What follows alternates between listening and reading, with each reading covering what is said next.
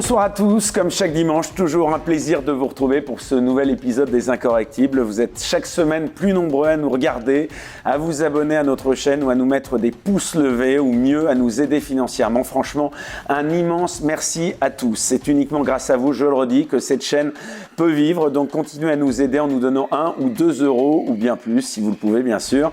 Si vous appréciez nos émissions, pour cela, le lien Tipeee qui figure en description sous cette vidéo. Alors l'invité que je reçois cette semaine est un habitué des plateaux de télé. Il était il y a peu encore l'une des personnalités les plus connues médiatiquement au Rassemblement national et pourtant il a quitté Marine Le Pen et son mouvement depuis, on le dit, proche, voire très proche d'un certain Éric Zemmour. Alors s'il est connu pour ses prises de parole hautes en couleur et pour ne pas être politiquement correct, on va essayer d'en savoir un peu plus sur cette personnalité peut-être plus complexe qu'il n'y paraît. Une chose est certaine, on reçoit ce dimanche un vrai bel incorrectible, qu'on l'aime ou pas. Jean Messia, bonsoir. Bonsoir. Merci d'avoir accepté notre invitation. Alors Jean Messia, on va un peu parler de vous si vous êtes d'accord pour commencer cette émission. Ça va vous plaire, j'espère. Hein, j'adore parler de moi. Et ben voilà, alors mais ça tombe bien. En toute modestie. En toute modestie. Alors vous êtes né Hossam Boutros Messia en 1970 au Caire. J'espère que je ne vous vexe pas en rappelant votre date de naissance. C'était en Égypte. Donc pourquoi vos parents ont fait le choix de venir en France, Jean Messia ? C'est tout simple, c'est en fait ma mère était chimiste, elle était étudiante en chimie, elle était ingénieure chimiste plus exactement, et elle a fait partie d'une cinquantaine d'étudiants égyptiens sélectionnés par un jury de chimistes français qui étaient partis donc en Égypte pour les recruter, puisque c'était à une époque où la France manquait de chimistes. Et ma mère était la seule femme sur les 50 étudiants, puisqu'elle était francophone, et c'était une brillante étudiante, et donc la France lui a fait un pont pour venir soutenir une thèse de doctorat en chimie textile à l'université de Haute-Alsace, puisque la spécialité de ma mère ne se faisait qu'à l'université de Haute-Alsace, d'où mon arrivée à Mulhouse, voilà, en octobre 1978. Voilà pourquoi, en fait, mes parents ne sont pas arrivés d'eux-mêmes en France, mais ils sont arrivés en France à l'invitation de la France. C'est important pour la suite. Alors justement, Jean Messia, qu'est-ce qu'il vous reste de cette enfance hors de France et non pas à l'étranger, puisque vous n'étiez évidemment pas français à l'époque? Alors il faut savoir qu'avant de poser définitivement mes valises en France, vous avez eu raison de le rappeler, je suis né en Égypte, mais je ne suis resté que les 3 premières années de ma vie, puisqu'après mon père a eu son premier poste à l'ambassade d'Égypte à Bogota, en Colombie. Et donc à 3 ans et demi, j'ai fait le premier vol de plus de 20 heures, je crois, avec escale de Le Caire-Bogota en 1974. Et je suis resté, ma famille est restée 4 années à Bogota en Colombie. Donc je garde de cette période latino-américaine malheureusement pas la langue, que j'ai pourtant parlé comme un petit Colombien. Vous en parlez beaucoup de langue en plus. Voilà, mais malheureusement, je n'ai pas pu conserver l'espagnol. En revanche, je garde un amour passionné pour tous les rythmes latinos qui ont bercé mon enfance. Vous vous souvenez de cette arrivée en France? Quels sont vos premiers souvenirs? Est-ce que vous vous rappelez de votre première impression lorsque vous avez posé un pied sur l'Hexagone? Il y a deux souvenirs absolument incroyables. À la fois anodin et incroyable pour moi à l'époque, c'était d'abord le silence. C'est-à-dire que quand vous venez d'une fourmilière comme Le Caire, où à l'époque il y avait presque 15 millions d'habitants, il y en a 25 aujourd'hui, c'est une ville qui ne dort jamais, où il y a toujours du monde, toujours du bruit, toujours de la circulation, 24 heures sur 24, 7 jours sur 7. Vous arrivez à Mulhouse, à 17 h en hiver, il n'y a plus personne dans les rues. C'est un silence intersidéral. Ça, c'est la première chose. La deuxième chose, c'est la propreté. Et d'ailleurs, à l'époque, le slogan de la ville de Mulhouse, c'était « Mulhouse, ville propre ». C'était marqué partout. C'était une ville fleurie et une ville propre. Ça a bien changé, puisque, comme vous le savez, je suis revenu à Mulhouse il y a quelque temps, avec vos confrères de Valeurs Actuelles, qui ont fait un reportage sur justement mon enfance et un retour un peu dans la ville, j'allais dire ma ville d'adoption, oui, ma ville d'adoption, c'était plus la même chanson, ni au niveau de la propreté, ni au niveau de la population, ni au niveau du bruit. Vous avez l'impression, donc on peut même le dire, vous avez grandi, donc vous le disiez, dans une cité de Mulhouse, puis dans la banlieue parisienne à Courbevoie et à Franconville. Vous avez l'impression que les cités, les banlieues françaises ont changé depuis ? Alors pas tellement le quartier où j'ai vécu à Mulhouse, qui reste une cité très calme, hein. J'y suis retourné. Bon, évidemment, les noms sur les boîtes aux lettres, c'est plus des noms alsaciens. Ça a été remplacé par beaucoup de noms maghrébins et surtout turcs. Donc c'est plus la même population. Mes petits copains de l'époque, c'était tous des Alsaciens de souche avec des prénoms bien et des noms de famille bien alsaciens. Aujourd'hui, c'est plus du tout le cas. Donc ça, mais par contre, la tranquillité, il n'y a pas de souci, il n'y a pas de problème majeur. En tout cas, visuellement parlant, j'ai pas vu de grands changements. La cité a été repeinte, a changé un peu de couleur. Ça se tournait autour du rouge. Aujourd'hui, c'était blanc à l'époque. Mais globalement, non. Alors après, bien sûr, dire que c'est la généralité en France, certainement pas, parce que j'ai d'autres copains qui, eux, ont habité dans des quartiers qui aujourd'hui sont des coupes-gorges et qui, à 30 ou 40 ans, étaient des cités parfaitement agréables à vivre, avec des appartements qui étaient très recherchés parce que dotés de tout le confort, ce qui n'était pas le cas des appartements de centre-ville il y a une quarantaine d'années. Donc la situation est très disparate, hein, en fonction des quartiers. Moi, j'ai eu un peu de chance quand même, parce que les endroits où j'ai vécu sont restés peu ou prou le même, à l'exception effectivement peut-être d'un changement populationnel. Mais globalement, le quartier est toujours le même. Voilà. Vous avez eu quand même la sensation, Jean Messia, qu'on vous a bien accueilli? Alors, vous n'avez pas été mis à l'écart? Ah bah si, bien sûr. Non, mais si vous voulez dire que l'assimilation à la française telle qu'elle se faisait jusqu'à il y a une quarantaine d'années, c'était un long fleuve tranquille, serait une erreur. Pour autant, on ne peut pas dire que la France était un pays hostile. C'était un pays exigeant. C'est-à-dire que, effectivement, quand je suis arrivé, alors qui plus est, ne sachant pas parler un seul mot de français, évidemment, à une époque en plus, à 8 ans, où là les enfants peuvent être assez cruels entre eux, bien sûr que ça a été très difficile. Ça a été très difficile d'abord parce qu'on arrive dans une classe où on ne comprend rien.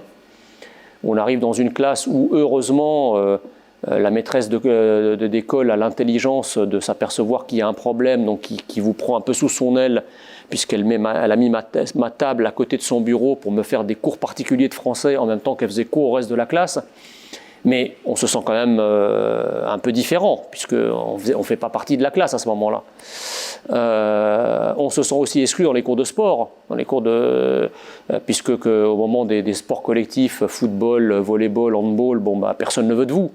Les équipes se constituent et il y a plusieurs fois où j'ai passé effectivement l'heure de sport sur un banc à regarder les autres jouer, parce que personne ne voulait d'un petit qui comprenait rien, qui ne pouvait pas échanger dans le cadre de l'activité collective. Mais en même temps, il y avait quand même un message subliminal qui consistait à dire fais ce que tu peux pour ressembler au peuple installé en France, au peuple historique, et quand tu ressembleras au peuple historique, tu seras traité comme l'un des siens. Enfin, physiquement, c'est un peu difficile de ressembler au peuple historique quand on Exactement, mais je parle à bon escient de ressemblance, évidemment pas de ressemblance physique, c'est la ressemblance comportementale, identitaire, culturelle, linguistique, à travers les us et les coutumes. C'est ça qu'on exigeait. On ne demandait pas, à mon époque, il y avait aussi des immigrés africains, on ne leur demandait pas de devenir blancs, évidemment. Mais effectivement, j'ai l'impression quand même, tous ceux qui aiment le football, c'était l'époque des Marius Trésor, etc. C'était une immigration qui effectivement passait sous les fourches codines d'une assimilation exigeante qui leur permettait de devenir de vrais Français. Mais la séquence qu'on oublie, c'est qu'à partir du moment où, en ayant passé sous le feu, sous le creuset assimilationniste, le creuset au sens presque physique du terme, eh bien, il n'y avait plus aucune distinction entre vous et le reste du peuple de souche. C'est pour ça que je dis souvent que l'assimilation, c'est le plus grand cadeau que la France offre à l'immigré. C'est-à-dire, une fois qu'il est assimilé, il n'est plus discriminé. Donc la question aujourd'hui qui se pose, c'est si des discriminations persistent, à qui la faute? Est-ce à l'immigré qui, à raison de son retrait du creuset national, de la distance qu'il a par rapport au creuset national, est-ce que ce n'est pas lui qui s'autodiscrimine parce qu'il refuse de s'assimiler au peuple historique, ou est-ce la faute du peuple historique de ne pas vouloir considérer quelqu'un qui s'acharne à être différent comme étant un des siens? Moi, je pense qu'à partir du moment où l'immigré, qui plus est lorsqu'il a la nationalité française, parce que c'est uniquement à cela qu'on demande l'assimilation, c'est avoir une superposition, une coïncidence, une concomitance entre l'identité administrative que vous portez et l'identité personnelle, culturelle, linguistique que vous exhalez à travers votre comportement. Et moi, j'ai la faiblesse de croire que plus vous ressemblez identitairement au peuple des origines, au peuple historique, moins vous êtes discriminé. Pour prendre un exemple, on ne peut pas, si vous voulez, avoir une femme qui dit « moi, je porte le voile, je vis comme une musulmane, je porte extérieurement un vêtement, un tissu qui me différencie des autres femmes qui vivent en France. » Et venir ensuite me plaindre que la France ne m'accepte pas comme une Française. Alors je sais bien que dans le logiciel de gauche, n'importe qui venant de n'importe où, parlant n'importe quelle langue, se comportant n'importe comment, peut être considéré comme français dès lors qu'il en a les papiers administratifs. Alors il est français administrativement, mais ça c'est dû à une folle politique qui a consisté à distribuer notre nationalité à des personnes sans s'être au des préalables assuré qu'elles étaient réellement identitairement françaises. Et donc ça a fait un découplage entre votre nationalité administrative et votre identité au mépris du sigle carte nationale d'identité. Ce n'est pas qu'une carte. À l'intérieur de cette carte, il y a une nation et il y a une identité. Le coup de force de la gauche en 40 ans, ça a été de disloquer ces 3 lettres de ce sigle CNI, carte nationale d'identité. Alors justement, en parlant d'identité, Jean Messia, vous avez changé de prénom en 1990 à l'âge de 20 ans, soit 12 ans après être arrivé en France. Vous avez pris comme prénom votre prénom de baptême, Jean. Pourquoi est-ce que vous avez changé de prénom ? Eh bien d'abord parce que quand je suis né dans l'Égypte des années 70, effectivement c'était une époque où il y avait beaucoup de tensions entre les chrétiens et les musulmans. Moi je suis d'une famille chrétienne copte, orthodoxe, et donc mes parents ont choisi de me donner un prénom neutre qui ne fasse pas trop chrétien pour pas qu'on ait des emmerdes dans les cours de récréation. Sauf que lorsque mes parents ont voulu me baptiser, le prêtre orthodoxe leur a demandé de prendre un prénom de baptême, parce que le prénom Hossam n'existe pas dans le calendrier copte. Et donc mes parents ont choisi Jean. C'est un prénom qui m'est resté d'ailleurs tout à fait inconnu jusqu'à que je découvre sur mon certificat de baptême que c'était le prénom qui m'avait été donné à ce moment précis. Et donc lorsque je suis rentré dans la nationalité française, j'ai fait d'une pierre deux coups. D'un côté, j'ai repris le prénom que mes parents m'auraient probablement donné s'ils avaient vécu dans un autre contexte que ce contexte un peu de conflit religieux. Et de l'autre, c'était quand même beaucoup plus facile, si vous voulez, de m'assimiler à la France en m'appelant Jean Messia, qui sonne pour le coup assez français, et qui me permettait donc de ressembler au maximum au peuple dont je sollicitais la nationalité. Alors moi je ne reproche pas aux gens, si vous voulez, de vouloir rester ce qu'ils sont, mais s'ils veulent rester ce qu'ils sont, qu'ils restent ce qu'ils sont jusqu'au bout. C'est-à-dire qu'ils ne cherchent pas à changer uniquement leur identité administrative sans changer leur identité profonde. C'est-à-dire que moi je ne réclame pas, par exemple, des étrangers résidant légalement en France, qu'ils adoptent nos mœurs, notre culture, notre identité, parce qu'ils sont étrangers, porteurs de passeports étrangers, et ils ne sont en France qu'à l'invitation de celle-ci, et à raison d'une carte de résident qui leur est dûment délivrée par les autorités. Eux, on leur demande uniquement de respecter nos lois, de respecter notre culture, de ne pas faire montre de provocation. C'est peut-être ça le plus important avant de changer de prénom. De peut-être d'abord respecter les lois avant de montrer, j'ai envie de dire, patte blanche en changeant de prénom. Vous êtes d'accord en cela avec la proposition d'Éric Zemmour sur les prénoms, qui a fait tant polémique? Alors moi je ne crois pas que ça soit une priorité, mais elle ne m'a pas plus choqué que ça, si vous voulez. C'est-à-dire que... c'est une erreur selon vous qu'il a faite? C'est une erreur, je pense que c'est... Alors, je pense que ça a été pris pour une provocation, mais parfois on fait aussi bouger les choses avec des provocations. C'est-à-dire que quelque part, en envoyant des choses aussi grosses dans la figure d'un système qui fait métier de s'aveugler sur à peu près tout ce qui concerne l'identité, le fait d'entrer avec fracas dans la question identitaire avec la question des prénoms, ça a quand même fait énormément parler, et à travers, vous avez bien vu que dans le débat public, on ne s'est pas simplement saisi des prénoms, mais que derrière, on a ouvert en enfilade des portes qui étaient jusqu'à présent, qu'on croyait jusqu'à présent fermées, sur l'identité française, qu'est-ce qu'être français, à quelles conditions un immigré peut être... Voilà, donc c'était aussi le but de la manœuvre, c'était de faire prendre conscience, c'était une sorte de claque dans la figure pour faire prendre conscience que de la menace identitaire à laquelle nous faisons face aujourd'hui. Voyez, et d'ailleurs, la question des prénoms est quand même une question éminemment importante. C'est quand même dingue, si vous voulez, que lorsque vous avez des actes de délinquance ou de criminalité qui sont commis par des gens issus de la diversité, vous avez tout un système de journalistes de gauche qui vous transforme les Rachid en Pierre, les Mohamed en Albert. C'est peut-être pour cacher les identités. Mais attendez, mais alors pourquoi tout simplement. Non, mais ça, c'est pas lié à l'origine de la personne. Alors pourquoi les Albert et les Pierre ne deviennent jamais des Rachid et des Mohamed? On a bien des délinquants qui s'appellent Albert et Pierre, non? Pourquoi ça ne devient pas des Mamadou et des Abdoulaye? Pourquoi c'est toujours dans un sens? Jean Messia, vous êtes d'une famille de culture chrétienne copte, vous l'avez dit justement. Est-ce que cela a facilité votre assimilation à la nation française? Est-ce que ça aurait été tout à fait semblable si vous aviez par exemple été de confession ou du moins de culture musulmane?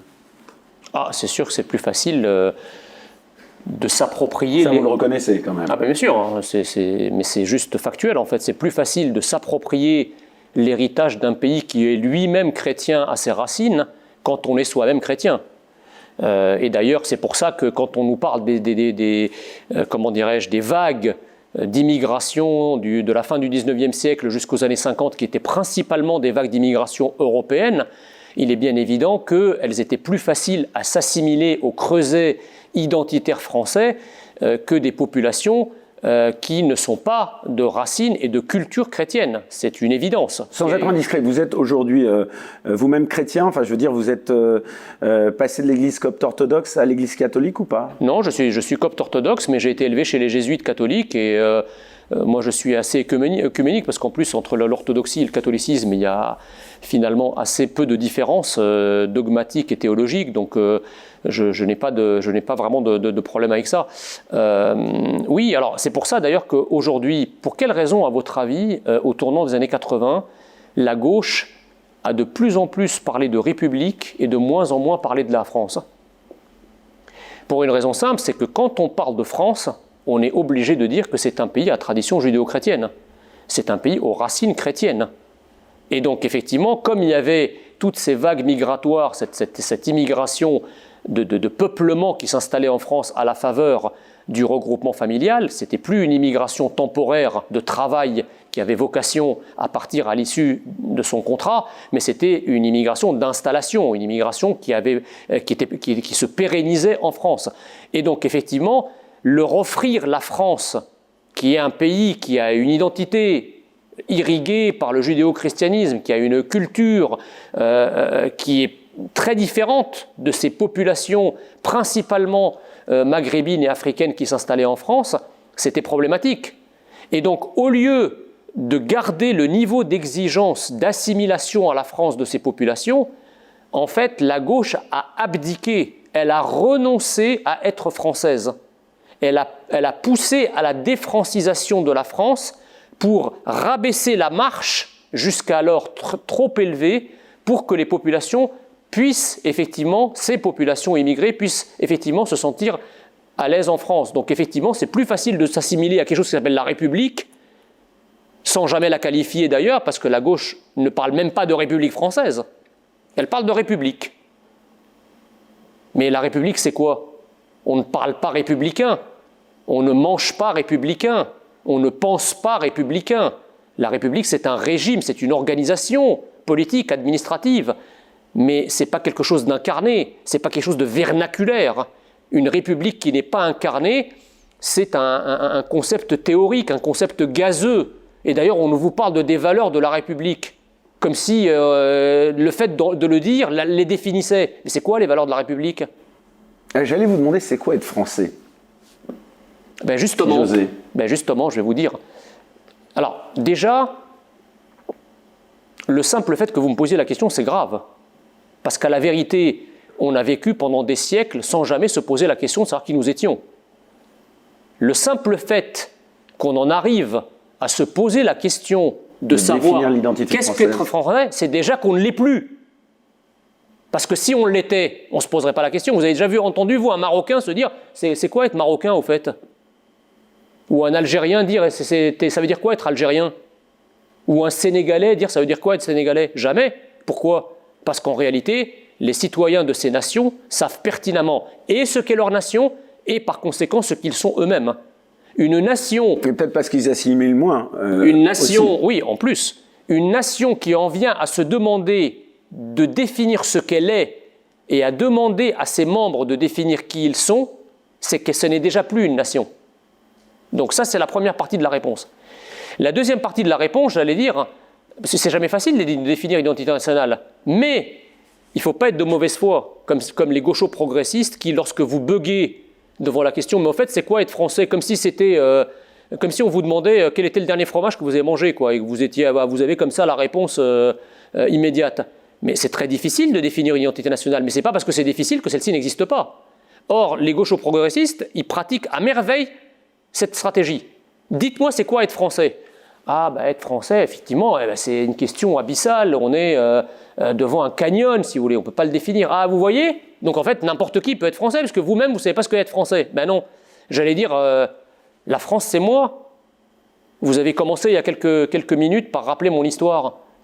Je ne suis pas né français, je suis arrivé en France, je ne savais pas parler français. Qu'est-ce que vous avez devant vous aujourd'hui? Un Français. Vous avez en face de vous quelqu'un qui vous parle une langue qu'il ne parlait pas, qui a une identité aujourd'hui qu'il n'avait pas avant. Donc l'autre disait la République c'est moi. Moi je vous dis la France c'est moi. J'étais pas français. Et la France... Ah, vous faites allusion à Jean-Luc Mélenchon. Ah oui, mais la République c'est moi, ça ne veut rien dire. Moi je vous dis la France c'est moi, mais en toute modestie, c'est-à-dire que moi je n'étais pas français. Et la France a fait de moi ce que je suis devenu, c'est-à-dire français. Alors justement... Donc la France existe. Donc ce que je veux vous dire c'est que ceux qu'on s'est évertués et acharnés à nier pendant 40 ans, vous l'avez devant vous. Selon la fameuse phrase de Georges Bernanos, les nouveaux convertis sont embarrassants. Et quelles ont été justement pour vous, Jean Messia, les principales institutions de votre assimilation? Est-ce que c'est l'école, le service militaire? Entre parenthèses, vous nous direz d'ailleurs, je ne sais pas si vous l'avez fait ou pas. L'église peut-être, ou que sais-je encore? C'est multidimensionnel. C'est évidemment d'abord ma famille. Ma mère est une francophone et francophile. Avant même d'arriver en France, c'est une amoureuse de la France. L'importance de l'éducation. C'est une amoureuse de la France qui nous a transmis l'amour de la France. Quand on est arrivé en France, ma mère passait ses soirées à nous lire des livres en français, à nous lire de la poésie en français, à nous faire découvrir, alors même que nous ne savions pas parler français, nous ne comprenions pas le français, mon frère et moi. C'est véritablement ma mère qui nous a donné le goût de la France. Et puis, il y avait l'autorité de mon père. C'est-à-dire que mon père disait, on est dans un pays, il faut se conformer aux règles de ce pays, parce que quand on n'est pas content, on ne reste pas dans le pays. C'est logique. Donc, il y avait le cocon familial, le creuset familial, qui effectivement était très sinon francophone, parce que mon père ne l'était pas, mais au moins sans renier vos origines pour autant. Sans renier nos origines pour autant, puisque en fait, notre identité... orientale et égyptienne, elle reste profondément ancrée à travers notre foi. Copte signifie égyptien, ça vient du mot aegyptos en grec qui signifie égyptien. Donc en fait... et vous parlez couramment aussi... Pas le copte parce que c'est une langue morte, mais l'arabe. Voilà. L'arabe. Donc il y a eu effectivement d'abord la famille, c'est très important. Ensuite il y a eu l'école. Lorsque je suis arrivé à l'école à Mulhouse, sur 34 élèves, il n'y avait que 3 étrangers, dont un seul non francophone, c'était moi. Il est évident que l'école dont moi j'ai bénéficié et l'assimilation scolaire presque sur mesure dont j'ai pu bénéficier grâce à cette maîtresse d'école, qui me faisait encore une fois des cours particuliers en même temps qu'elle faisait cours au reste de la classe, serait impossible dans une classe, comme beaucoup aujourd'hui dans certains quartiers, où les proportions sont inversées. C'est-à-dire des classes où vous avez sur 34 élèves que 3 Français et 31 étrangers, dont beaucoup qui sont récemment ou pas francophones. Vous comprenez? Donc l'assimilation existe, mais c'est aussi, elle est rendue possible par le faible nombre. Selon la fameuse formule que beaucoup connaissent maintenant, on assimile des personnes, on n'assimile pas des peuples. Parce que, à partir du moment où vous avez un nombre, le nombre fait que vous restez enclavé identitairement dans votre culture d'origine. La France de la fin des années 70 où je suis arrivé, d'abord il n'y avait pas de communauté égyptienne à Mulhouse. Donc il n'y a pas de communautarisme possible. La France de la fin des années 70 où je suis arrivé, pour appeler l'Égypte, où était donc ma famille, enfin en tout cas mes grands-parents, mes oncles, etc., mes cousins, mes cousines, il fallait demander au PTT l'appel téléphonique la veille, et ça coûtait 50 francs les 3 minutes. Donc vous alliez au bureau de PTT et vous n'aviez l'appel que le lendemain. Et vu le prix, vous ne le faisiez pas tous les jours. La France de la fin des années 70 où je suis arrivé, il y avait 3 chaînes de télévision. Il y avait la Une, il y avait Antenne 2, et il y avait FR3. Et donc, à 20h30, on regardait tous le même film.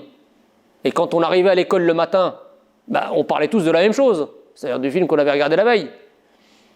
Aujourd'hui, tout ça n'est plus possible. Vous arrivez quand un Maghrébin ou un Subsaharien arrive en France, il y a déjà des centaines de milliers, sinon des millions, qui sont déjà installés. Donc il arrive dans une communauté. Il y a Internet, exactement. Les télévisions. Donc vous pouvez être physiquement en France et continuer à vivre ici avec comme là-bas. Avec tout votre bagage culturel. Exactement. Ici. Ce que je veux vous expliquer, c'est qu'à la fin des années 70, quand on arrivait en France, on brûlait ses vaisseaux. C'était pas comme Christophe Colomb qui arrivait évidemment en Amérique et qui ne pouvait plus revenir en Europe, mais il y avait de ça quand même quelque part. C'est-à-dire vous coupiez les ponts. C'était pas possible de faire autrement de toute façon. Pas de communauté à laquelle vous raccrocher et aucune communication possible, ni antenne parabolique, ni Internet, ni WhatsApp, ni Viber, ni tous ces moyens de communication qui vous permettent aujourd'hui de vivre ici comme vous vivez là-bas.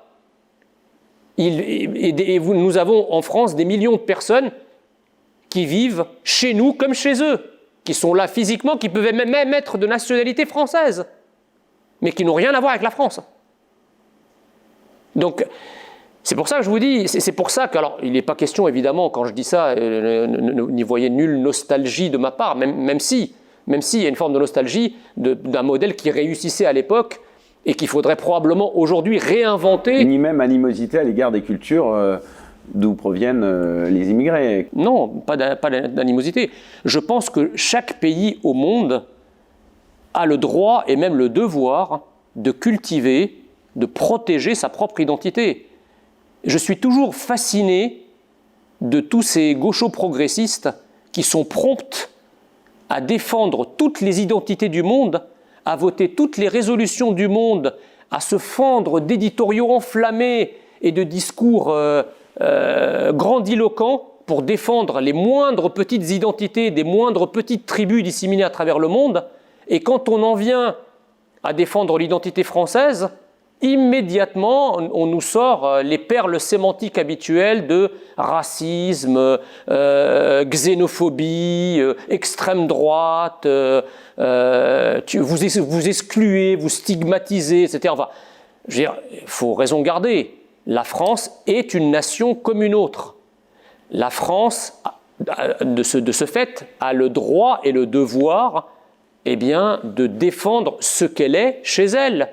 De la même façon que tous les nationaux et les patriotes auxquels j'appartiens ne refusent pas ce droit aux autres. Quand un Marocain me dit « moi je suis un Marocain et je suis fier d'être Marocain », je lui dis « bravo ». Il faut que tu cultives ce que tu es et que tu protèges ce que tu es. Ce n'est pas un crime. Pourquoi est-ce qu'il serait admirable et ce qu'on adulerait à l'étranger deviendrait subitement criminel quand il s'agit de la France ? L'armée, le service militaire, est-ce que vous seriez pour la réinstauration d'un service militaire obligatoire pour les jeunes, Jean Messia ? Alors, il faut savoir que moi, j'étais volontaire pour un service avancé. En fait, comme j'étais naturalisé à 20 ans, vous l'avez rappelé, j'ai pas été appelé à 18 ans sous les drapeaux, puisque j'ai échappé. Et quand je me suis présenté à la mairie de Courbevoie, à l'époque où j'habitais, après avoir été naturalisé, en disant je fais mon service militaire, ils m'ont regardé avec des yeux ronds comme des billes, en disant mais il est fou lui. Tout le monde essaye d'échapper au service militaire et lui il vient dire qu'il veut faire son service militaire, mais il n'est pas bien dans sa tête. Et donc effectivement, j'ai fait la démarche, j'ai été appelé à faire mes 3 jours et malheureusement pour un petit problème de santé, j'ai été exempté. Mais il faut savoir que c'est quelque chose qui m'a beaucoup à la fois frustré et peiné. Et quand je suis sorti de l'ENA, une des raisons pour lesquelles j'ai choisi de servir au ministère des Armées, et plus précisément à l'état-major de l'armée de terre, c'était aussi pour pouvoir entamer les démarches pour réunir une commission de réforme pour que soit révisée la décision qui m'a réformé en 1995, et j'ai obtenu gain de cause puisque cette décision a été cassée, et c'est ainsi que j'ai pu intégrer la réserve opérationnelle. Et vous êtes donc aujourd'hui, c'est ça, commandant de réserve de l'armée française? Alors je ne le suis plus, mais j'ai été ESR, engagé spécial dans la réserve pendant des années. Ouais. Qu'est-ce que vous pensez de l'état de l'armée aujourd'hui, Jean Messia? Écoutez, l'état de l'armée... Vous ne travaillez plus au ministère de la Défense? Je suis en congé, enfin je suis en disponibilité. Vous êtes soumis à un devoir de réserve? Oui, tout à fait. Donc je vais pas commenter outre mesure ou répondre outre mesure à votre question, mais c'est vrai qu'aujourd'hui... Alors la guerre civile, par exemple, est-ce que vous pensez qu'il y a un risque de guerre civile en France ou pas? Si j'osais le champ sémantique. Il y a bien sûr un risque de guerre civile, mais ça ne vous a pas échappé qu'aujourd'hui, nous avons déjà les prémices d'une guerre civile de basse intensité. Il y a quelque chose de l'ordre de la guerre civile qui arrive à bas bruit. Quand vous voyez toutes ces agressions, ces centaines et ces centaines d'agressions hebdomadaires en France de citoyens lambda, aussi bien que de forces de l'ordre, de pompiers, de médecins, etc. Quand vous voyez toutes les attaques terroristes qui sont déjouées, on est quand même face à une guerre multidimensionnelle, multigéographique et multiforme, une guérilla plus exactement, qui est menée par toute une partie de l'immigration maghrébine et subsaharienne contre la France. Et donc cette guerre, encore une fois, c'est les agressions gratuites de Français lambda pour ce qu'ils sont. On a les attaques et le harcèlement des forces de l'ordre dans les quartiers, aux mortiers, aux pavés, parfois même avec des tirs d'armes automatiques et d'armes de poing. Et on a évidemment la face émergée de l'iceberg que sont les attaques terroristes, qui sont les plus, je dirais, les actes les plus graves. Et donc tout ça est alimenté par quoi? Tout ça est alimenté par un flux migratoire qui, jusqu'à l'heure où je vous parle, ne cesse pas. Donc on vit quand même dans un système qui est fabuleux, c'est-à-dire on a un flux permanent de ces immigrations, dont une partie, effectivement, vient accroître le bordel qu'il y a en France, et on a des gaucho-progressistes qui, en aval, se plaignent en permanence de ne pas avoir suffisamment les moyens pour faire face au bordel que ces mêmes immigrations qu'ils ont fait rentrer provoquent. Donc on est chez les fous. C'est-à-dire qu'il faudrait déjà, pour se donner une chance, et de régler le problème de la sécurité, et rêvons d'intégrer et d'assimiler ces populations, il faut déjà couper le flux. Renvoyer tous ceux qui n'ont rien à faire chez nous. Ceux qui foutent le bordel, ceux qui ne foutent rien, et souvent les deux. Et ensuite, imposer une autorité, des règles claires, et ceux qui ne les respectent pas, qui ont des cartes de résident, je parle même des immigrés légaux. C'est-à-dire, ce n'est pas parce que vous êtes un immigré légal, comme certains, comme je l'entends sur certains plateaux, ah oui, mais c'est un immigré légal, comme si le fait d'être légal, ça vous exemptait finalement du respect de la France, de ses lois, de ses règles. Si vous êtes un immigré légal, vous êtes en France à l'invitation de la France. Quand vous êtes invité chez quelqu'un, vous n'y foutez pas le bazar. Et si vous foutez le bazar, ce quelqu'un vous fout dehors et tout le monde applaudit. Eh ben, un pays, c'est pareil. Si vous êtes dans un pays au titre de l'immigration légale et que vous êtes là pour commettre des actes délictuels ou encore pire, des actes criminels, votre carte de séjour doit être immédiatement suspendue et vous devez être renvoyé chez vous. C'est comme ça que ça se passe, y compris dans les pays démocratiques. Essayez en tant qu'étranger aux États-Unis de lever ne serait-ce qu'un sourcil contre un policier américain. Vous allez voir ce qui va vous arriver.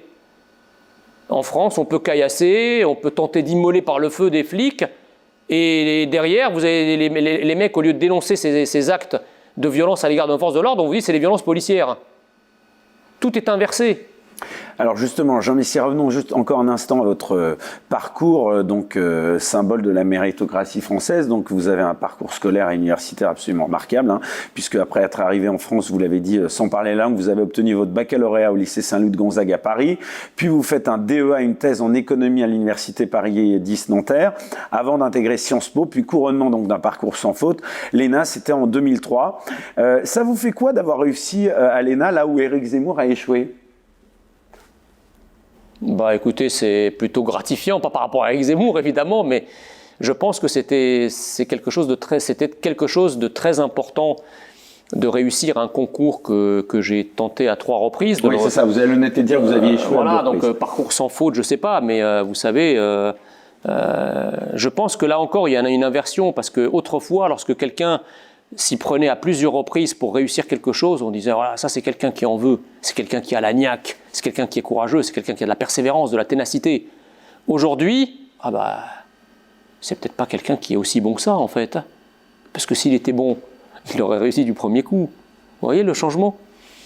Donc c'était aussi important parce que je pense que ça a fait très plaisir à ma maîtresse d'école qui m'a appris à parler le français à Mulhouse, qui a été une des premières à être au courant de cette réussite. Et je veux dire, bon, en fait, c'est pas le fait d'avoir fait l'ENA ou pas l'ENA qui fait de vous un bon ou un mauvais gouvernant. Je veux dire, on a été gouverné par des énarques ces 40 dernières années. On peut pas dire que ça soit une réussite. Considérez que vous faites partie de l'élite ou pas ? Vous faites partie du siècle, par exemple, ou d'organisations comme celle-ci ? Non, je fais la... On vous l'a proposé ou vous ne voulez pas ? Oh non, moi je me définis en tant que Français. Et d'ailleurs... non, mais vous pourriez être Français tout en faisant partie oui, mais c'est pas... de ces associations. La seule médaille que je porte au revers de mon veston, c'est un drapeau tricolore que je n'ai pas aujourd'hui, mais que j'ai souvent. Voilà, moi je me bats en toute humilité en utilisant mes maigres compétences pour essayer de défendre l'identité française qui m'a façonné. Et le reste, l'appartenance à des cercles, à des clubs, à des mouvances, etc., tout ça n'est pas très important en fait. Alors, on va donc, si vous le voulez bien à présent, plutôt parler donc de votre parcours politique. C'est intéressant donc pour ceux qui nous regardent de vous connaître un peu mieux. Ce parcours politique s'est conclu, en tout cas provisoirement peut-être, en novembre 2020 par, on va dire, une désertion, si j'osais le mot. En tout cas, vous avez quitté le parti de Marine Le Pen, où vous étiez l'un des membres les plus illustres, en tout cas les plus connus médiatiquement. Est-ce qu'on peut qualifier cela d'échec ? Comment vous le définiriez ? En tout cas, on ne l'a pas bien compris, ce départ. Écoutez, moi... Il était le fait de qui ? De vous, de Marine Le Pen ? Non, c'était de mon fait. C'était de mon fait, mais si vous voulez... Moi, j'ai quitté donc, le Rassemblement national à l'issue de 4 années. Je ne suis pas parti en mauvais termes du Rassemblement national. Je ne suis pas non plus parti au lendemain d'une défaite cuisante pour le parti à laquelle j'aurais directement ou indirectement participé. Aujourd'hui, vous soutenez Éric Zemmour. Aujourd'hui, je soutiens le camp national. Il se trouve effectivement qu'Éric Zemmour est un ami de longue date. Un ami personnel, je veux dire. Donc, il se trouve qu'effectivement, j'ai... Il n'était pas un homme politique. Oui, mais moi, je l'ai connu en tant que journaliste et éditorialiste. Je le voyais souvent, on mangeait souvent ensemble. On a de vrais liens d'amitié et il n'y a aucune raison, si vous voulez, que ces liens se distendent ou s'amoindrissent uniquement parce qu'il rentre dans la... Vous êtes plus proche d'Éric Zemmour que de Marine Le Pen sur un plan amical, c'est ça que vous voulez dire ? Voilà. Alors, je n'ai pas de mauvais termes. Je ne suis pas en mauvais termes avec Marine Le Pen, ni avec le Rassemblement national, encore moins. Je conserve auprès de la base militante du Rassemblement national une grande popularité, si j'en crois, les dizaines, peut-être les centaines de messages que je reçois par mois des militants, des cadres, etc. Donc je ne suis pas en mauvais termes. J'estime juste que je suis parti sur un constat pas sur un constat d'échec, mais c'est vrai que quand vous engagez dans un parti politique, c'est pas pour devenir une bête de télé. Même si c'est ce que j'ai fait. On avait l'impression que c'était plutôt ce que vous recherchiez, voilà. Pour être honnête. Non, parce que j'ai quand même été pré-candidat, par exemple, à Paris. Ouais. Voilà, je voulais. Vous vouliez être tête de liste pour les municipales, c'est ça? Exactement. Et donc, qu'est-ce qui s'est passé alors? Écoutez, il faut demander aux intéressés. J'ai pas compris, si vous voulez, que alors même que j'avais le profil de Paris, c'est-à-dire Paris est une ville plus cosmopolite que la moyenne nationale, c'est une ville plus diplômée que la moyenne nationale, c'est une ville plus connectée que la moyenne. Fait de très faibles scores. Oui, mais à un moment, si vous voulez, une candidature, c'est aussi une incarnation. C'est une étiquette, oui, mais c'est aussi une incarnation. Or, j'estimais que plus cosmopolite que la moyenne des cadres du Rassemblement national, plus diplômé, plus connecté, plus médiatisé, j'avais une certaine ressemblance ou une identification par rapport à Paris. On aurait pu vous taxer de caution. Non, mais genre, c'est pas quand on est au Rassemblement national, on n'est pas candidat à Paris pour gagner, ça ne vous a pas échappé. Donc, je n'ai pas non plus demandé une ville à 3000% gagnable qui aurait pu, effectivement, le cas échéant, susciter des jalousies, des convoitises, etc. J'ai voulu, encore une fois, par abnégation également, on ne peut pas se dire, si vous voulez, qu'un parti qui brigue la destinée de la France et qui a cette vision de la France très ancrée, très vernaculaire, etc., ne pas avoir de candidat dans la capitale de la France. Donc je me suis dit, à un moment, il y a quelque chose qu'il faut corriger là. Et qui pourrait être mieux placé que moi à ce moment-là pour briguer la candidature à Paris? Pas pour gagner, mais si déjà on pouvait faire 5, 6, 7%. Et donc vous n'avez pas été investi, c'est à la suite de cela que mais c'est même pas que j'ai pas été investi. La conclusion c'est même pas que j'ai pas été investi, c'est que on m'a choisi un parfait inconnu pour briguer, donc pour représenter le Rassemblement national à Paris, dont la candidature faisait autant envie qu'un sandwich au concombre dans une soirée de rugbyman, si vous voulez. Donc voilà, je me dis, bon, il y a quelque chose. Vous en êtes ouvert auprès de Marine Le Pen? Oui. Alors en fait, il semblerait que cette personne, ce candidat, ait promis de financer toute la campagne de Paris sur ses deniers personnels. J'ai découvert 10 jours avant le scrutin qu'il n'avait même pas pu imprimer ses bulletins de vote. Donc voilà, à la limite, je veux dire, un parti qui se prétend national doit être un parti ambitieux, surtout dans la capitale de la France. Voilà, et donc il doit présenter un candidat sous son étiquette. Donc, si vous voulez... mais peut-être parce que justement cette campagne n'aurait pas été remboursée, parce que peut-être, comme vous le disiez, le RN n'aurait pas atteint le seuil minimal pour avoir ses frais de campagne remboursés. C'est un risque à prendre, mais c'est aussi un pari qu'on n'a pas voulu faire sur moi et sur ma capacité, effectivement, à rassembler. Ou en tout cas à créer un score qui aurait servi de base pour les élections suivantes. Quels sont vos rapports aujourd'hui avec Marine Le Pen? Il n'y a pas de rapport, et quand il y en a, ils sont bons. J'ai pas de problème. Encore une fois, je ne suis pas parti, alors je n'ai ni trahi, ni j'ai craché dans la soupe. Je suis parti sur une décision qui m'est propre, et voilà, et aujourd'hui, effectivement... Vous croyez en ses chances pour 2022 ? Ça aussi, ça alors, vous voyez, ça aurait été beaucoup plus problématique, et votre question aurait été davantage fondée si j'étais parti après les résultats des élections territoriales qui sont intervenues au printemps dernier. Parce que là, effectivement, on peut dire que c'est un échec, et un échec cuisant pour le Rassemblement national. Moi, je suis parti en novembre. Voilà, j'ai pas tiré des leçons. Bon, on sait que c'est toujours l'élection présidentielle qui est l'élection phare pour le Rassemblement national. Ce que je veux dire, c'est que ça pose quand même question. En tout cas, moi, je serai patron du Rassemblement national. Je me poserai quand même des questions, parce que comment voulez-vous expliquer en 2022 aux Français qui n'ont pas voulu vous confier ne serait-ce qu'un département, comment voulez-vous les convaincre de vous confier la France ? Je veux dire, c'est très bien, hein, mais vous savez, en politique, c'est comme un match de foot. On peut toujours expliquer la défaite par le terrain, l'arbitre, les conditions de jeu, la presse footballistique, mais à un moment, il faut quand même se poser la question de son entraîneur, des joueurs. Voilà. Et c'est pas faire insulte à qui que ce soit de faire ça. C'est juste une autocritique et la capacité à se remettre en question. Avec qui restez-vous en contact au RN ? Vous avez encore des proches là-bas, vous le disiez ? Oui, avec des militants de toutes les régions de France. Non, mais je parlais au niveau de la direction du parti. Voilà, je parle au cadre, à certains cadres, voilà. Je déjeune même avec certains d'entre eux, pas de problème. Qui, par exemple? Moi, si vous voulez, encore la question, c'est que moi, je veux que le camp national, quelle que soit son incarnation, puisse gagner en 2022. Eh bien, justement, est-ce que vous ne pensez pas que... Et je soutiendrai celui ou celle qui sera la mieux placée pour remporter l'élection. Bon. Si c'est Marine Le Pen, je soutiendrai Marine Le Pen. Si c'est Éric Zemmour, je soutiendrai Éric Zemmour. Est-ce que vous pensez que la bonne stratégie, c'est peut-être de taper sur Marine Le Pen comme le fait Éric Zemmour, ou en tout cas certains de ses partisans, pas mal depuis quelques semaines? Est-ce que vous pensez que c'est comme ça qu'on réunira les droites dites nationales? Vous savez, le tout premier tour d'une élection présidentielle n'est pas connu pour être une campagne où on jette des fleurs. C'est le moins qu'on puisse dire, voilà. Puisque Éric Zemmour dit de Marine Le Pen qu'elle est une femme de gauche, au moins d'un point de vue économique. Il cite souvent la retraite à 60 ans que défend la candidate du RN. Est-ce que c'est ce que vous pensez également? Vous seriez un homme de gauche, peut-être? Écoutez, moi, je sais pas si je suis un homme de gauche, mais ce qui est sûr, c'est que j'ai une culture de l'État, puisque je sers l'État maintenant depuis... Vous aviez coordonné son programme en 2017. Depuis 1994, donc ça fait quand même quelques dizaines d'années que je sers l'État à divers niveaux, à la fois en administration centrale, en administration déconcentrée à l'étranger. Je crois beaucoup dans le rôle que joue l'État dans l'économie française, qui est un rôle à nul autre pareil dans les autres pays comparables à la France.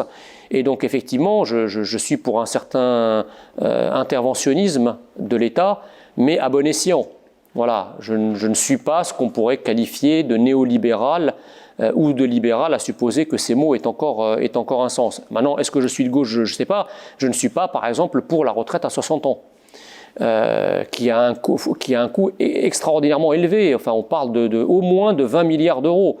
Or, si vous voulez, aujourd'hui, si effectivement on a 20 milliards d'euros, il vaut mieux les consacrer à redonner à notre appareil productif un coup de fouet de compétitivité pour permettre à l'économie française de dégager et de créer suffisamment de richesses pour pouvoir se payer l'État-providence et les services publics auxquels les Français, à juste titre, aspirent. Aujourd'hui, notre problème, c'est que nous voulons un État-providence de qualité et des services publics performants et nombreux, mais le problème, c'est que nous n'avons plus les moyens de les financer. Tout l'enjeu économique de l'élection présidentielle va être là. C'est comment l'économie française sera capable de créer davantage de richesses pour faire de nous un pays riche, susceptible de se payer un État-providence performant. Ça passe évidemment par tout un tas d'économies, sur l'immigration, sur la fraude fiscale et sociale, sur l'économie de notre contribution nette au budget européen, sur la remise en place des niches fiscales. Tout cet argent devant être réaffecté prioritairement à une baisse massive des charges sociales et patronales qui grèvent le coût du travail, puisque nous avons un différentiel de coût du travail avec l'Allemagne de l'ordre de 80 milliards d'euros. Et donc, il faut absolument résoudre ce paradoxe qui autrefois se résolvait par une dévaluation de la monnaie et qui, dans le cadre de l'euro par rapport à l'Allemagne, ne peut plus se faire à travers la voie monétaire. Et donc, il faut baisser drastiquement les charges sociales et patronales, un peu comme la TVA sociale prônée par la droite depuis des années, sauf que là, on ne va pas répercuter la baisse des charges sociales et patronales par une hausse de la TVA ou d'un quelconque impôt qui pèse sur les Français. Il n'est pas question de déshabiller Paul pour habiller Pierre, parce que c'est toujours in fine les Français qui payent. Il faut faire payer ceux qui pillent la France. Les pays qui nous infligent des déficits commerciaux abyssaux par une taxe aux importations qu'il faudra obtenir au forceps dans le cadre du marché commun. La mise à plat des niches fiscales, les économies sur l'immigration, encore une fois, la baisse de notre contribution nette au budget européen, tout un tas de gisements qui nous permettent de contrebalancer la baisse des charges sociales en maintenant une offre de services constante dans un premier temps. Alors Jean Messia, je le disais... Je sais pas, vous voyez, c'est pas un programme de gauche. Ouais. On peut pas non plus dire que c'est un programme... On peut dire que c'est un programme de droite parce que c'est une baisse des charges sociales et patronales, mais c'est pas un programme de gauche de vouloir faire des économies sur l'immigration ou de faire ou de taxer les importations en provenance de pays tiers. C'est juste de l'économie, quoi, voilà. Enfin, vous me tendez la perche justement en parlant d'immigration. Je le disais donc en introduction de cette émission, c'est votre proximité avec donc le candidat imminent Éric Zemmour. On se souvient notamment d'une photo qui qui avait fait beaucoup parler avec lui et Philippe de Villiers lors de la manifestation à Paris en soutien aux policiers. Honnêtement, Jean Messia, d'abord, est-ce que vous êtes au courant? Est-ce qu'il vous a confié son désir d'être candidat? Est-ce que vous avez des...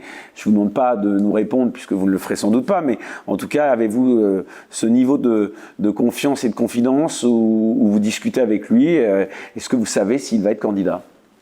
Alors, moi, je discute avec lui, mais je lui donne des conseils. Et moi, le conseil que je lui ai donné, effectivement, c'est que il fasse acte de candidature avant la fin novembre.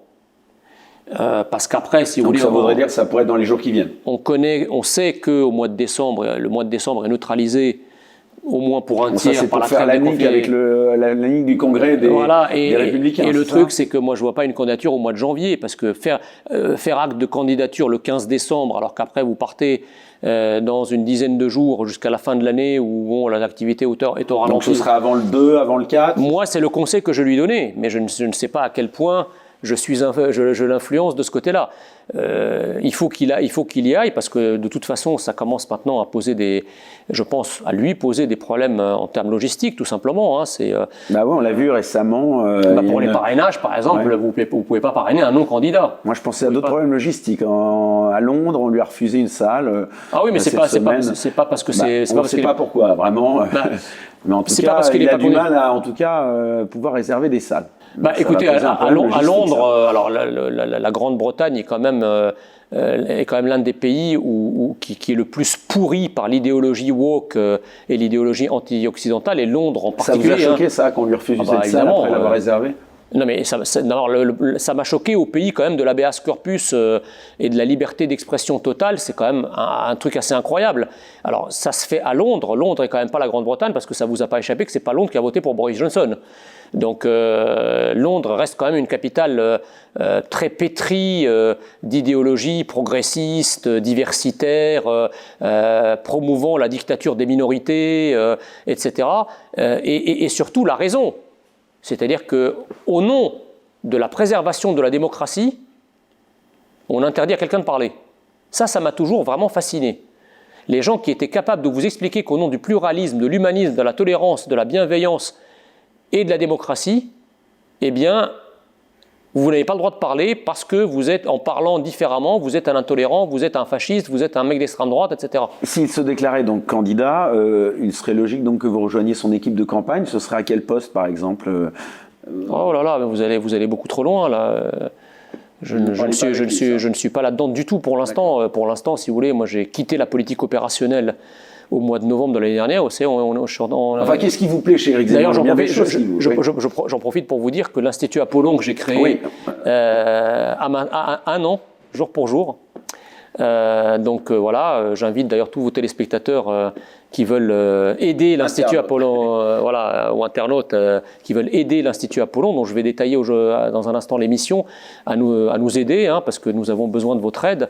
L'Institut Apollon s'est donné pour mission... Un instrument peut-être au service du futur candidat. Exactement. C'est le camp national a besoin de deux choses. Il a besoin d'une incarnation.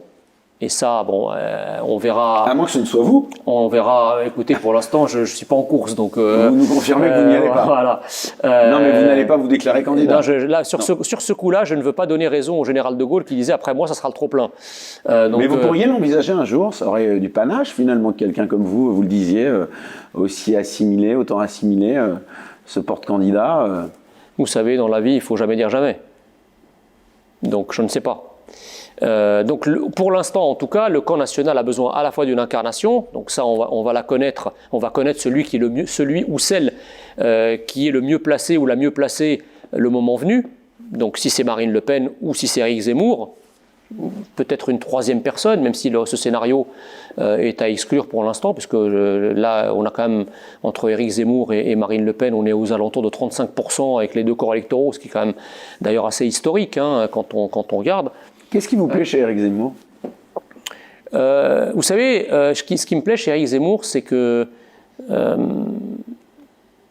quand je différencie par exemple par rapport à Emmanuel Macron, c'est que Emmanuel Macron, la France, c'est un pays où il habite. Éric Zemmour, la France, c'est un pays qui l'habite. Donc Éric Zemmour est habité. On peut ne pas l'aimer, on peut ne pas aimer ses idées, mais on ne peut pas lui reprocher d'être authentique, d'être sincère, de croire véritablement en ce qu'il dit. Et ça, je pense qu'il y a une prime à l'authenticité. Il y a aussi une prime à la virginité politique, puisque Éric Zemmour, pour effectivement être quelqu'un de médiatisé depuis des années, c'est sa première expérience politique. Et c'est aussi pour ça qu'on dit qu'il lance des polémiques, mais parce que pour l'instant, il est polémiste. Donc effectivement, il ne prend pas de pincettes en parlant de certains sujets. Vous pensez qu'il a eu tort au Bataclan? On lui a beaucoup reproché. Jean-Marie Le Pen a dit que c'était peut-être l'erreur de trop. Moi, je pense qu'il a pas eu... de quoi? Il s'est brûlé les cartes. Pourquoi? En allant se recueillir au Bataclan? Non, en s'exprimant justement de manière aussi virulente à l'égard de la politique de François Hollande et en accusant nommément François Hollande de sa politique face au terrorisme au moment où il était devant le Bataclan, où il aurait dû... selon beaucoup, uniquement se taire et se recueillir. Vous pensez qu'il a eu une erreur, il a commis une erreur de parler? Non, je crois qu'il a laissé parler son cœur. Effectivement, ce n'est pas complètement incroyable que dans une grande démocratie, on pose la question de la responsabilité de ceux qui gouvernent, parce que ceux qui gouvernent... Donc là, vous pensez que Jean-Marie Le Pen a eu tort de dire... On n'a pas élu ceux qui nous gouvernent pour qu'ils boivent le thé avec le petit doigt levé dans des tasses en porcelaine sous les dehors de la République. Où on doit s'arrêter de polémiquer. Attendez, mais c'est quand même extraordinaire. Tout ce système qui rentre dans l'art d'Éric Zemmour, il n'a rien trouvé à redire quand un rappeur envisageait d'aller chanter des chansons pourries au Bataclan, le fameux Médine, où il nous annonçait qu'il allait crucifier les laïcards au Golgotha. Et les corps constitués médiatiques et politiques en disant que c'était une boule puante envoyée par l'extrême droite. Et que ce rappeur au nom évocateur, Médine, donc, allait chanter au Bataclan sur le sang des victimes. Les paroles que je viens de vous donner, ça choquait personne. En quoi est-ce qu'a dit Zemmour est plus choquant, bon sang? À un moment, il faut peut-être raison garder, non? Non, j'entends ce que vous dites, c'est un point de vue. Je vous questionnais juste dessus. Non, mais sur quel sujet vous le conseillez, Éric Zemmour? Tout. Pas uniquement l'identité et l'immigration. Excusez-moi, je souris parce que... Non. En économie aussi, puisque bon, vous avez rappelé mon parcours, je suis un économiste de formation, j'ai fait 10 années d'enseignement et de recherche, j'ai rédigé une thèse de doctorat en sciences économiques qui est d'ailleurs en ligne, que vous pouvez consulter.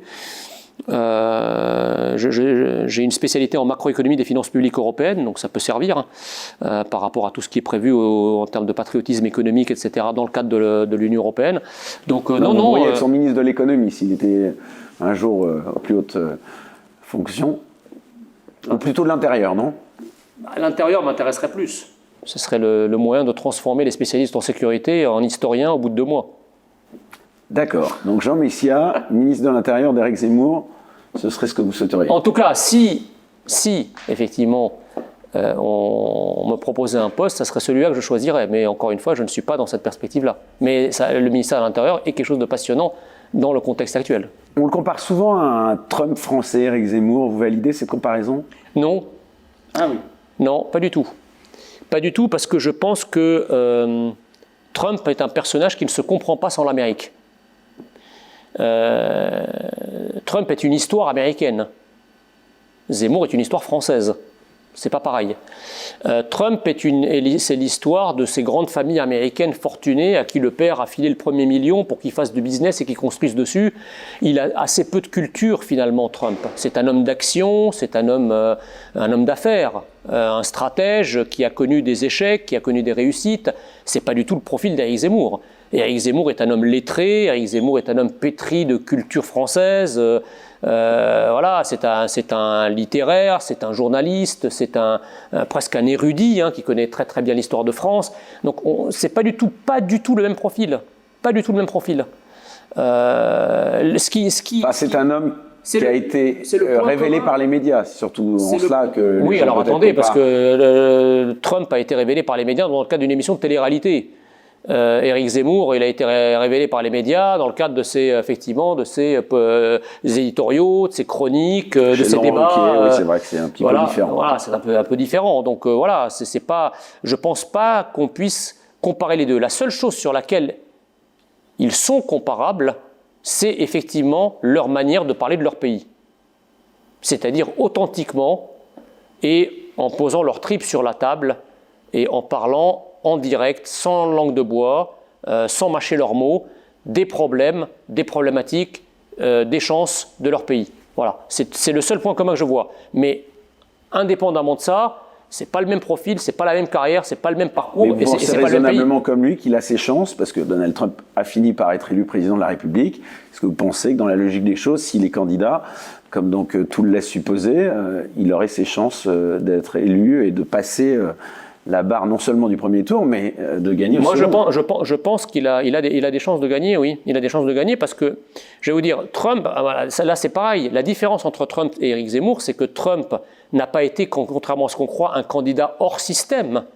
Je vous rappelle quand même qu'avant de gagner la présidence de la République, Trump a gagné le Parti républicain, qui est l'un des deux piliers de la démocratie européenne depuis des siècles, de la démocratie américaine depuis des siècles. Et là, il n'y a pas de parti. Alors que là, Éric Zemmour est un véritable outsider.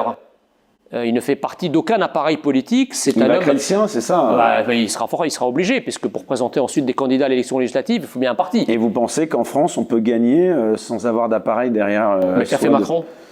Mais il avait été quand même à l'Élysée depuis longtemps. Il avait tout un réseau derrière lui. Est-ce que ce réseau, Éric Zemmour, beaucoup de gens disent que c'est un homme seul? C'est peut-être pour ça qu'aujourd'hui, on ne voterait pas pour Macron. Pour un nouveau Macron aujourd'hui, on veut peut-être voter pour quelqu'un qui n'a aucun pied dans un système qui est rejeté par une majorité de Français. Et vous le soulignez tout à l'heure, Éric Zemmour plus Marine Le Pen, ça fait 32%, ce bloc de la droite nationale. Est-ce que justement, vous qui avez cette particularité d'être intime à la fois de l'un et de l'autre, ou en tout cas de l'avoir été pour Marine Le Pen, et comme on voit que par moment donné, le rapport vraiment arrive à un point peut-être de non-retour en termes d'attaque, est-ce que vous ne pourriez pas être ce point de médiation entre les deux pour faire que ce camp, comme vous le dites, qui défend vos idées du camp national, arrive à accéder un jour au pouvoir, là où je pense que d'autres ont échoué jusqu'à les deux protagonistes que vous évoquez sont assez grands pour s'entendre sans qu'ils aient besoin d'intermédiaires. Mais si je dois jouer un rôle en la matière, je suis parfaitement ouvert et disponible pour le faire. J'ajoute qu'effectivement, peut-être que la fenêtre de tir qui a été offerte à Éric Zemmour par le Rassemblement national, c'est aussi dans une certaine mesure sa chiracisation. C'est-à-dire de Marine Le Pen, à force de vouloir justement lisser le discours, à force de vouloir ne plus parler des sujets... Elle a un petit peu revu son discours. Et pour cause. C'est-à-dire que quand elle va, par exemple, à Alençon, suite à ce qui s'est passé, peut-être qu'elle ne l'aurait pas fait s'il n'y avait pas eu Zemmour. Vous voyez ce que je veux dire? C'est qu'elle a changé son fusil d'épaule précisément parce que Zemmour parle à sa base électorale de manière beaucoup plus claire, de manière beaucoup plus... Est-ce que vous ne pensez pas qu'elle a élargi justement? Parce que est-ce que l'élection va ne se jouer que sur ces deux sujets, l'identité, l'immigration? Vous pensez que c'est que là-dessus que ça va jouer? C'est pas que là-dessus, mais c'est principalement là-dessus. Pour une raison simple, c'est que, évidemment, la gauche et les progressistes ne veulent pas parler de ça. Et donc, ils ont trouvé le moyen extrêmement habile, dans les différentes enquêtes d'opinion, de scinder la question sécuritaire et la question migratoire, qui les fait passer respectivement à la deuxième et à la troisième position, après la question du pouvoir d'achat. Mais en réalité, dans la tête de la majorité des Français, sinon la totalité, la question sécuritaire et la question migratoire, c'est une seule et même question avec deux aspects différents. Donc si on joint dans la même question, eh ben, ça passe largement au-dessus. La gauche, en tout cas la gauche qui est restée fidèle à ses valeurs, veut faire de la question sociale la question primordiale et première de l'élection présidentielle. Je ne dis pas que ce n'est pas une question importante. Bien sûr que c'est une question importante. Bien sûr que les fins de mois sont une question importante. Bien sûr que le degré de remplissage du frigo des Français est une question importante. Mais ce qui est plus important que cela encore, c'est le fait d'être français ou pas. Parce qu'à la vérité, avoir son frigo rempli dans un pays qui n'est plus la France, et alors que vos enfants ne sont plus français, ça emporte quand même des conséquences. Vous comprenez? Et donc, j'ai toujours dit que l'avoir était quelque chose d'important, mais l'être est quelque chose d'encore plus important. Ça ne veut pas dire que l'avoir n'est pas important, c'est un ordre de priorité et une hiérarchie des priorités. Il faut que nous défendions ce que nous sommes pour être à même d'avoir ce que nous pouvons avoir. Vous parliez justement des sondages, vous semblez y croire, aux sondages ils se sont souvent trompés. Donc là, dans le cas précis, selon vous, ils ne se tromperaient pas?